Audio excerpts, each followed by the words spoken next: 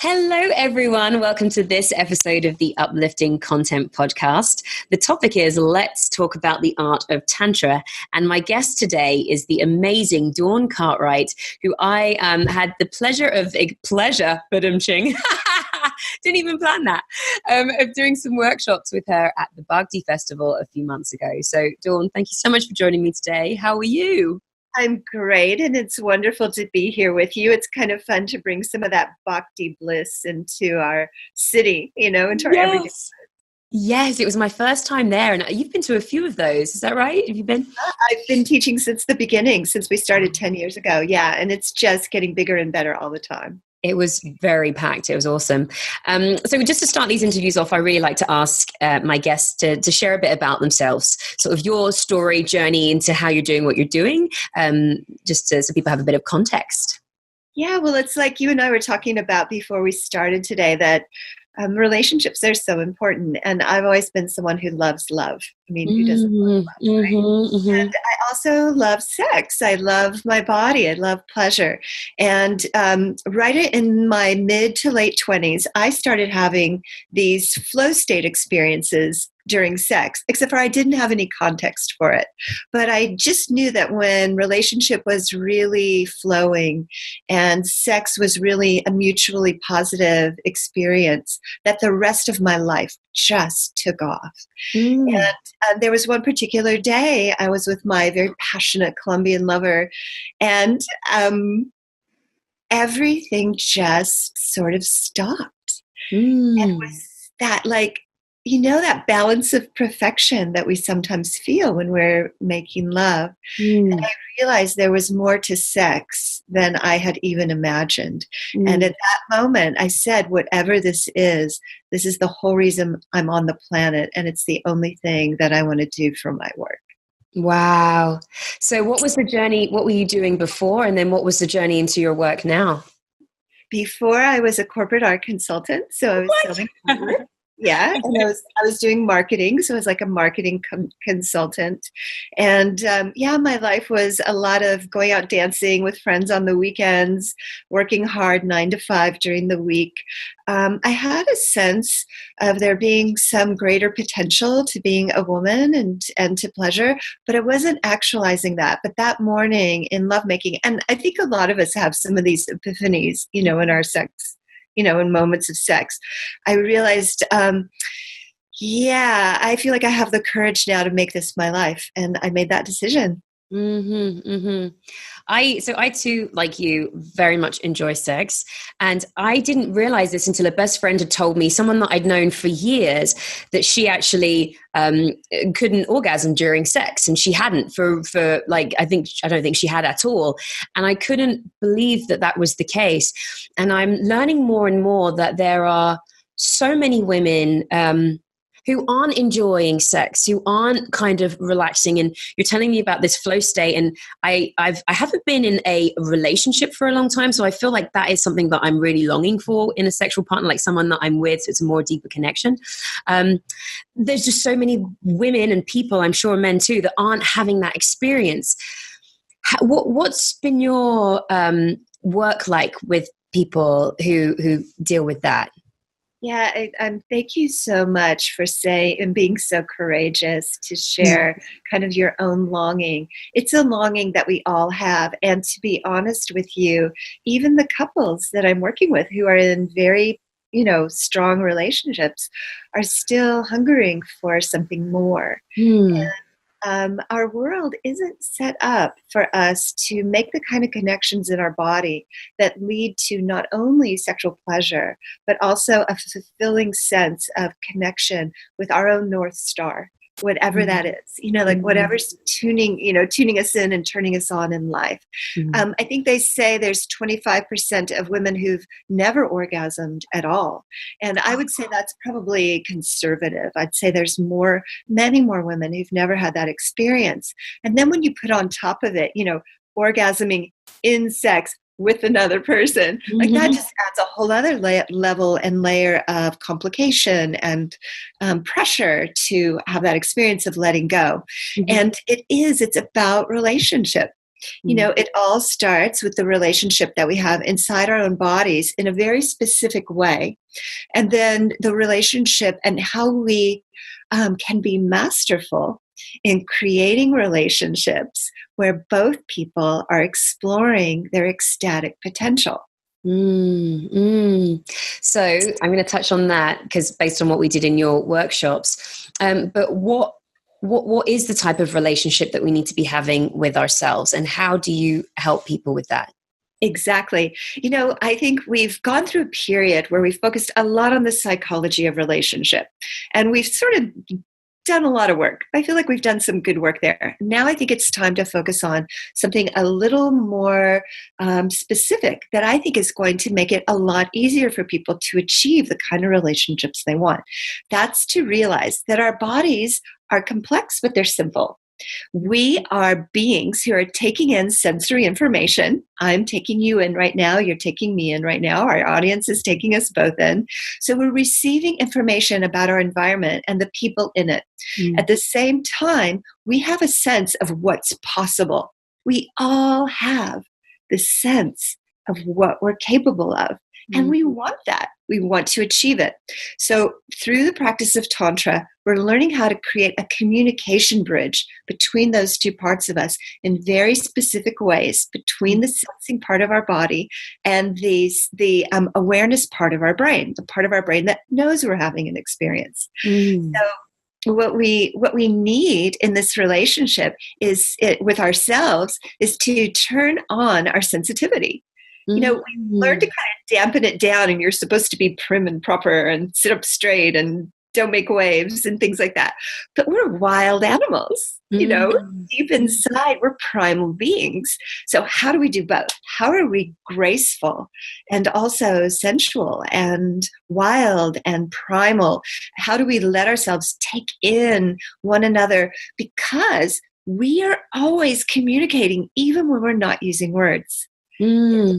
Primal sensitivity happening between us and someone that we're attracted to, between us and our lover. And Tantra teaches us how to not only cultivate and increase that conversation, but also how to make it more accessible and how to receive it from each other. Now I see it as the bigger societal issue that we have, because you're saying about that needs to have that sensitivity, and I just keep seeing that there's so much stress and so much things going on in the world that people are doing the opposite. They're numbing themselves with drugs and alcohol and distractions to kind of, I guess, shut down, which might explain why there's been this disconnect in how we feel about ourselves and other people. So I mean, what are ways that people can connect with that? And what might be helpful is, like, what is Tantra? That's a great question. Yeah. Tantra there's lots of ways to describe Tantra. And first of all, I want to give you two main classifications, because this is something I think a lot of people don't know. There's Neo-Tantra, which are the practices that I teach. This is focused on human sexuality, relationships, intimacy, and energy cultivation. It's the newer Tantra. It's a way of realizing our potential, using sex as sort of a concentrated manifestation of who we are. Formal Tantra, classical Tantra, is something completely different. It's ancient practices coming out of the Hindu culture, based on yantras, mantras, and specific ways of connecting yantra and mantra to realize the beginning of the universe in every instant. So we're allowing ourselves to do these practices as classical tantrikas so that we're seeing how the universe bursts into being every instant, right? And so is the classical one the thing that, like, all the diagrams in the books, is that the sort of classical? The diagrams in the book, when you see the geometric figures, that's classical Tantra. Neo-Tantra is when you're learning about sexual practices and Taoist practices for energy cultivation, ejaculation control, orgasm mastery. All those practices are Neo-Tantra. The two are not connected, although Neo-Tantra is influenced by classical Tantra. Yeah, so it's really important for us to make that distinction. I teach Neo-Tantra, so I am focusing on energy cultivation practices, relationship building practices, humanistic psychology practices, like ways that we can actualize our potential as human beings and lovers. Tantra, the classical practice, does the same thing, but it's an esoteric practice that is transmitted guru to disciple. Interesting. So in that way, is it like a conversation, or is the guru and disciple having sex? The guru and the disciple are in like a very old way of being together, where the guru will be enacting these rituals of devotion to the yantra, the geometric figures. And the disciple is there learning as the puja goes on. So it's kind of like an apprenticeship.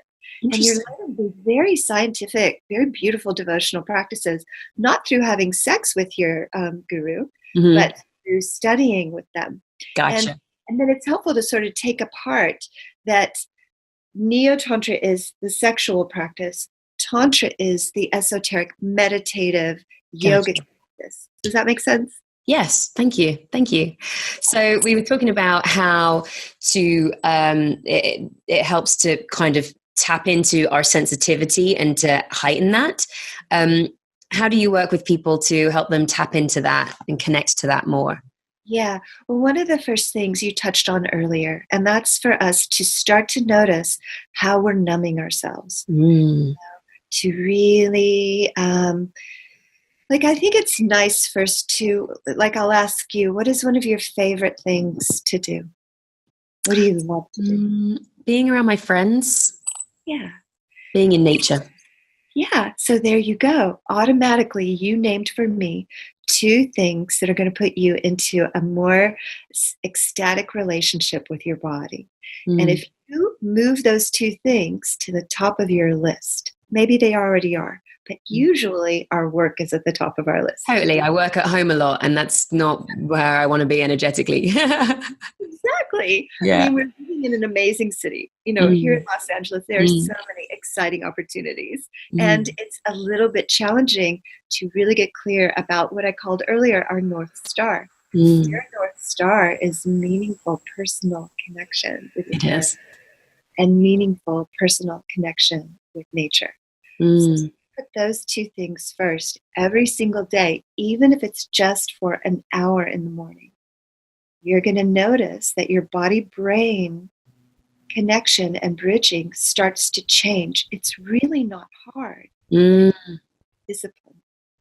See, I can do that. That could be just going for a hike or a walk and talking to a friend at the same time. Boom, I can do that.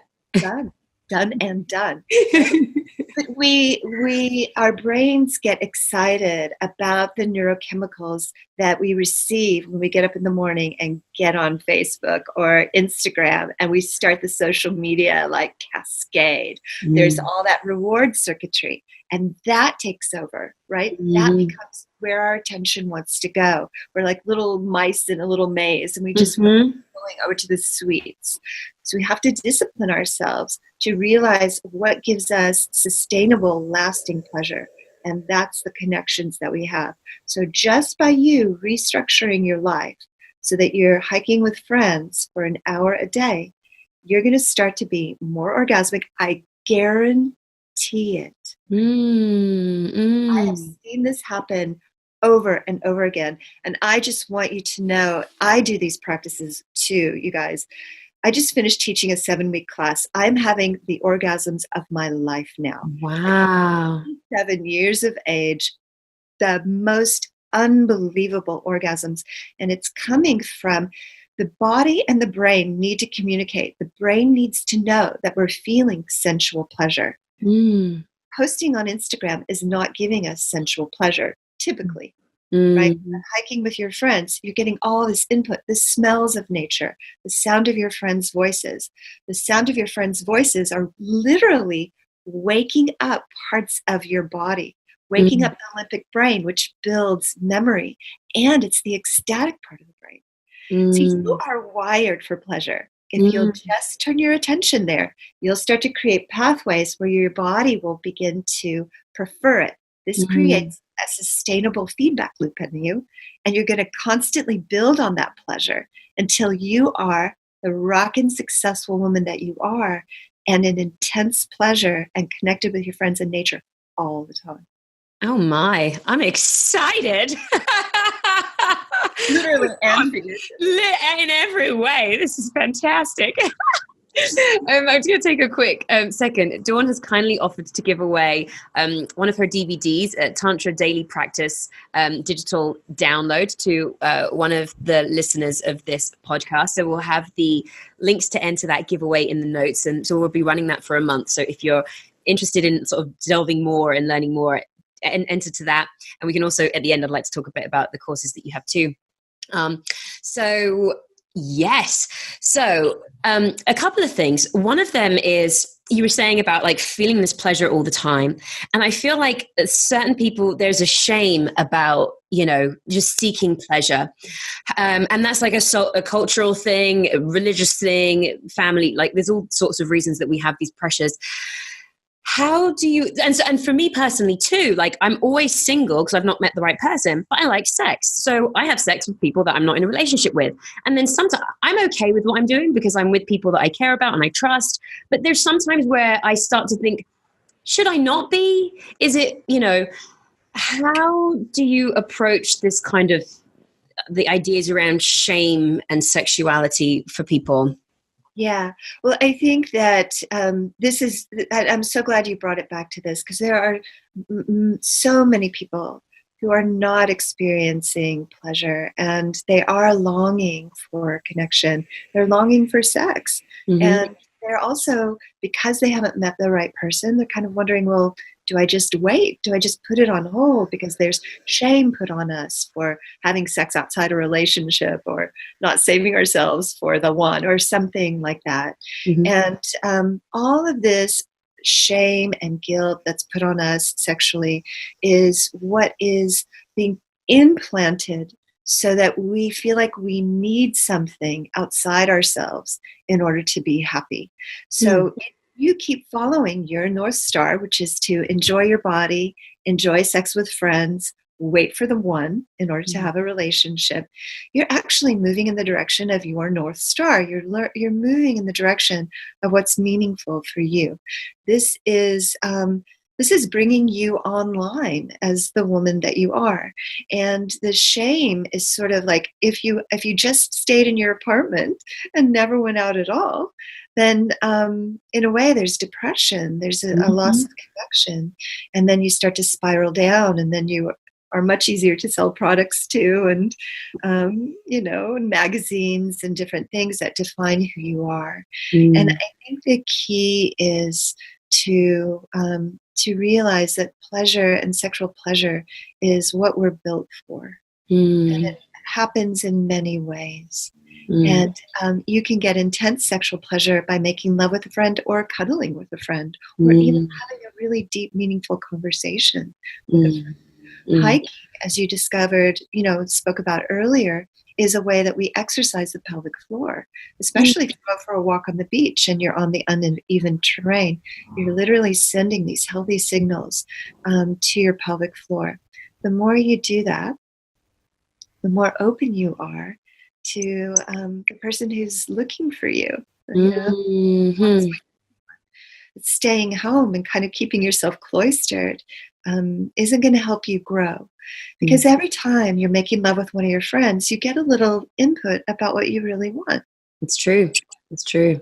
And I'm very clear on, again, just sort of, like I'm at a good, like, I think when I was younger, I was definitely having sex with people because I was lonely and I was desperate for a connection, and I wasn't in a good place, and it was for the wrong reasons. And now I'm much clearer on how I feel and what I want. I also don't drink as much, so it's not like I'm drunk and doing things. I'm like making a clear choice that I want to do this.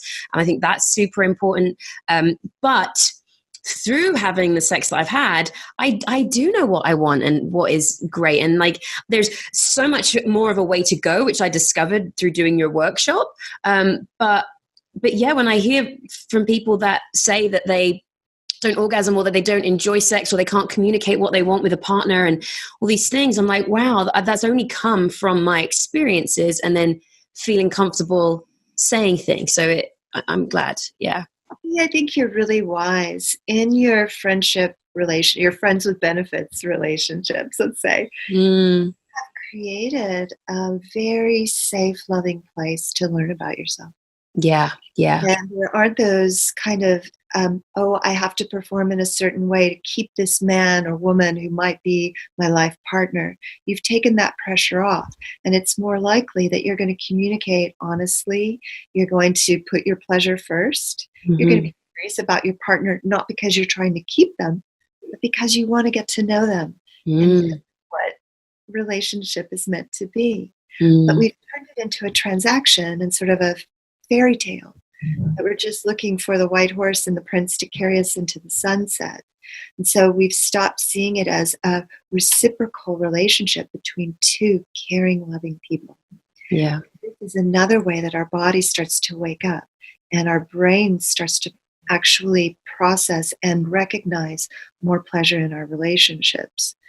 So the women and men who aren't experiencing that pleasure, I would really invite them to spend more time with friends and maybe have sensual, cuddle time, if not sex, time of doing some of the Tantra practices.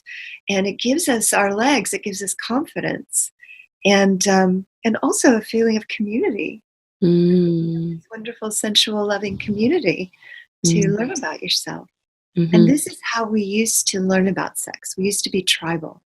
And we all lived together in the cave or in the big tents. And we would make love and see other people making love. And we learned about ourselves in that way. And there wasn't shame. Very normal. And I think we're ready to bring that back.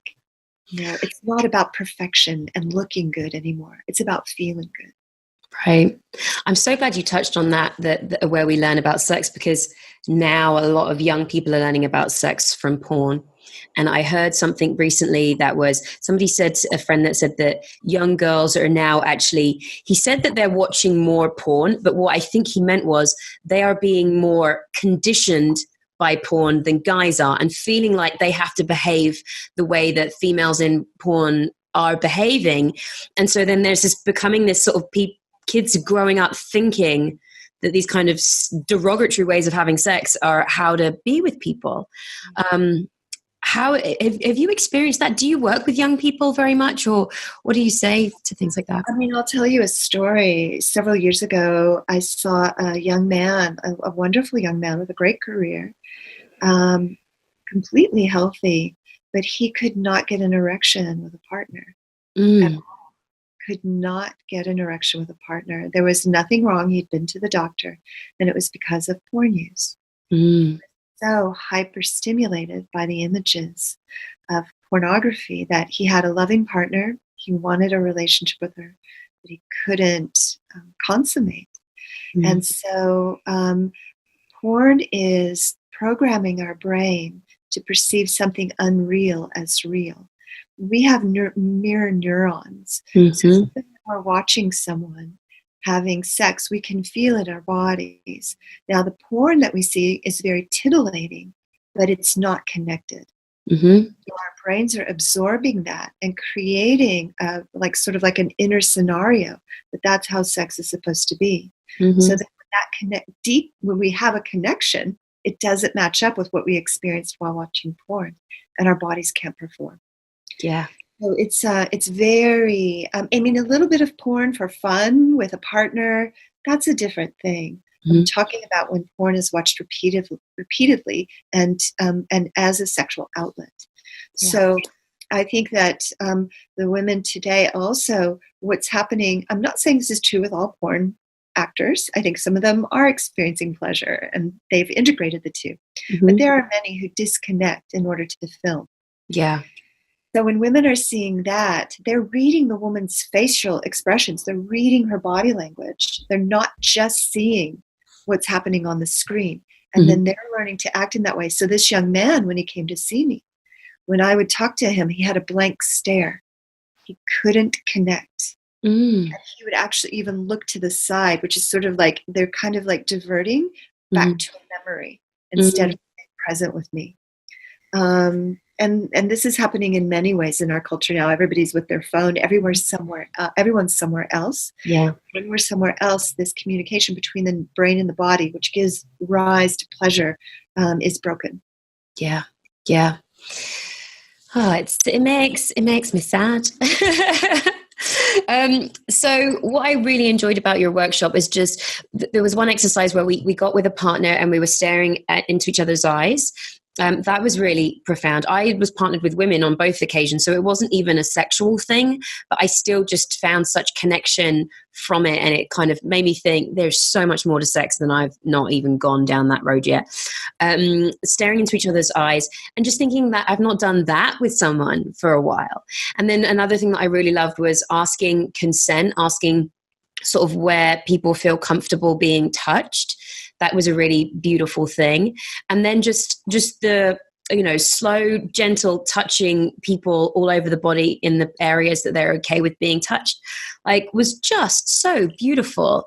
Are those the types of things that you sort of leave people with? Can you share a bit more about some of the practices that you teach so that maybe people can try those?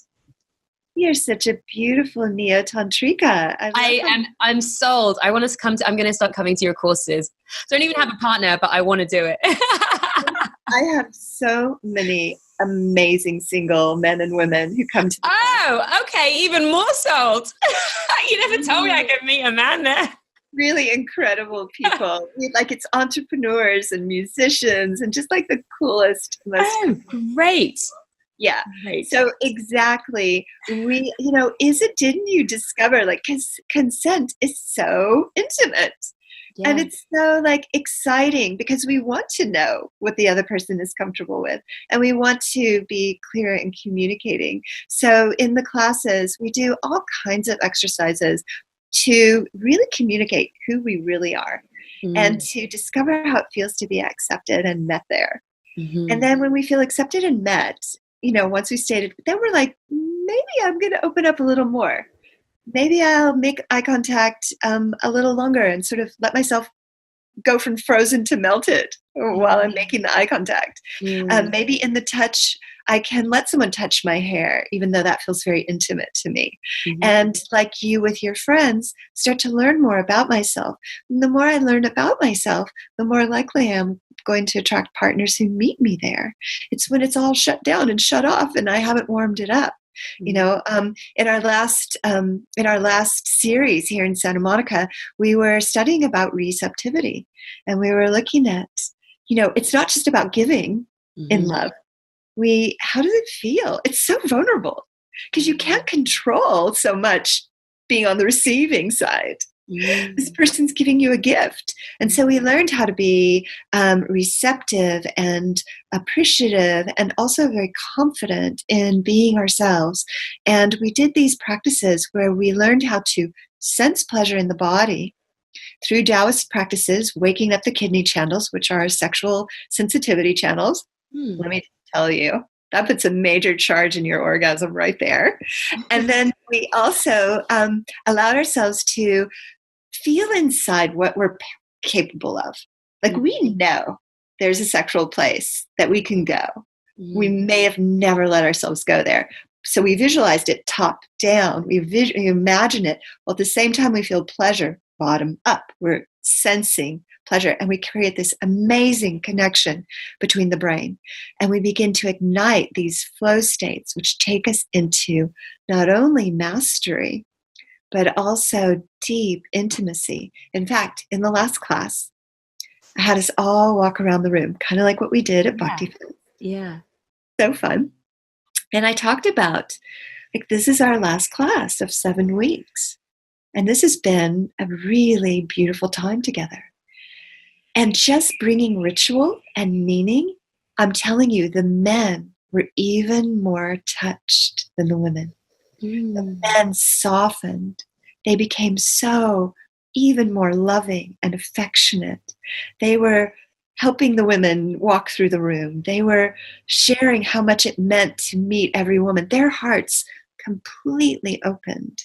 Wow. And I just saw like, we want to be Yes, this. of course we do. Yeah, yeah. We We all just, are longing for that connection and, yeah, intimacy. yeah. And to let that be, like we talked about before, the top priority. It really is okay that your body, your pleasure, and your relationships are number one. I promise you, I am living proof that you will then magnetize success in your business beyond your wildest dreams. They are not two separate things. Thank you. Thank you. I'm definitely down to master that. Excellent. So what was this 7-week course? What are the ones that are coming up? Because now I want to join one. Yeah, the 7-week class is it's my laboratory. It's where I'm experimenting all the time. It's called Sex Actualization. I made that name up, which I love. And it starts again in May. So, because I'm traveling so much, but there's a new series starting May 30th. So definitely you do not want to miss that one. And the first class of the 7-week series, people can come and just give it a try, see if it works for them. Yeah. And then before that, March 2nd and 3rd, I'm teaching my level 1, Be Fully Alive. It's called Wake Up Your Sexual Circuitry. And it's all the basics that you need for a tantric practice. And that's 2 full days. That sounds okay. Perfect. Super full on. And are you at some fun events in different parts of the country or the world, or are you traveling for Christmas and holidays? Yes, I'm on my way to Denver tomorrow. I'm teaching a whole weekend masterclass there at Samadhi Yoga. I'm then going to India and taking some students with me to learn the classical practices at an ashram in Andhra Pradesh. And I'll teach at Bhakti Fest and Shakti Fest again this year. And there's lots of ecstatic happenings. That's incredible. It sounds like I love it because you completely had a life sort of transformation and are doing the thing you love. Just to end with, I'm curious for anyone I was going to say for anyone out there that's kind of thinking of making that change, what you're saying is sort of find this connection to yourself first and then the change comes from there, right? So absolutely. Really trust that. It's really, really true. If you will be disciplined enough to put first what is most meaningful to you, everything else will fall in line with that. And you will be successful. Thank you. Fabulous. Well, Dawn, this was absolutely brilliant. Once again, you can enter to win the giveaway for one of Dawn's DVDs. I'll put the links to her website, which has all of her kind of schedule and courses and more information in the show notes so that you can find her information. But thank you so much. This has been fun. And now I'm looking forward to either March or May. I want to say March because it's closer. I want to see you in March. Yes, I look forward to seeing you. Thank you so much. Thank you, Ione. It's wonderful being with you. My pleasure. Bye. Bye, everyone. Till next time.